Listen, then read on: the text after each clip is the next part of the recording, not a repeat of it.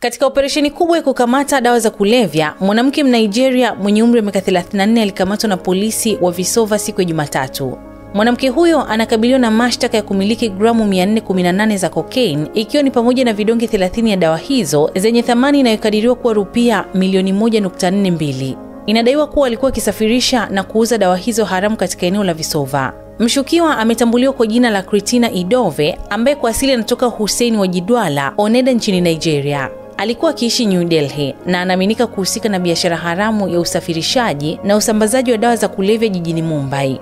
Kwa mujibu wa taarifa za polisi, tukio hilo lilitokea takriban saa 9 alfajiri, wakati maafisa wa doria walipomwona mwanamke mmoja akitembea kwa mshangao mitaani akiwa na begi. Gari ya doria ya polisi ya Vesova iliposimama na kumhoji, maafisa walibaini kutowiana kwa majibu yake. Hali ya mshukiwa kusita kutoa maelezo iliyofanya polisi kufungua na kukagua begi lake. Katika upekuzi huo, polisi walikuta gramu 418 za cocaine za kiwango cha juu, ikiwa ni pamoja na vidonge 30 vya dawa hiyo.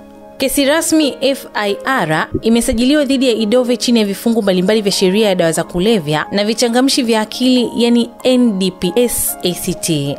Kwa sasa anashikiliwa na polisi, huku taratibu zaidi za kisheria zikiendelea. Vilevile kesi hiyo imesajiliwa kwa mujibu wa vipengele husika vya sheria ya NDPS inayodhibiti usafirishaji na matumizi ya dawa za kulevya. Mimi ni Bahati Limo na hii ni Simulizi na Sauti.